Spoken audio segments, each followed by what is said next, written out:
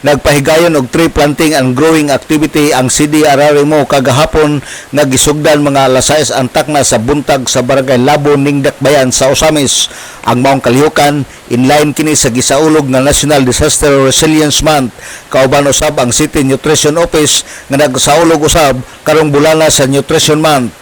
Misalmot sa maong kalihukan ang PNP Osamis City Police Station, Coast Guard, Bureau Fire Protection, BGMP, Sikan Provincial Mobile Force Company, Raycon, Suimo, CSWD, beneficiary sa Walang Gutom Program, Iskala, Red Cross, Osamis City Chapter, mga barangay nutrition scholar nga mitanom kini og mga fruit-bearing trees sa ilang tagsa-tagsa ka mga barangay sa mausab nga oras.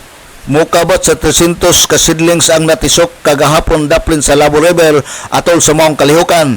200 na ini ang kahoy nga nara ug usa ka gatos nga Palawan cherry. Sa interview sa consultant sa CDRRMO, matod pa niya nga gitap nila ang beneficiary sa Walang Gutom Program aron pagsiguro nga adunay mag-atiman ug ang barangay Labo ang magmonitor sa maong mga tanom.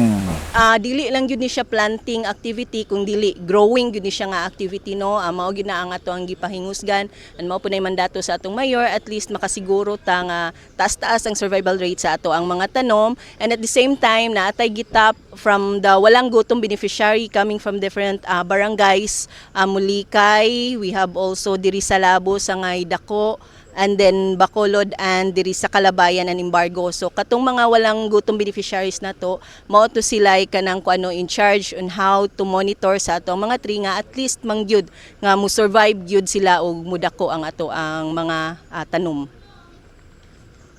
Kasama na sa pag-monitor, daily o weekly? Weekly sir, and also ginatapon nato of course ang Barangay Labo no kay ilaha maning AOR.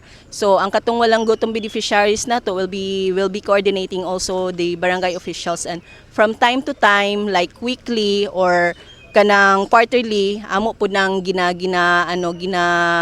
coordinate ang ato ang barangay kung unsa na ang status nato sa ato mga gipangtanom. Si Jeremy Pasco, consultant CDRRMO.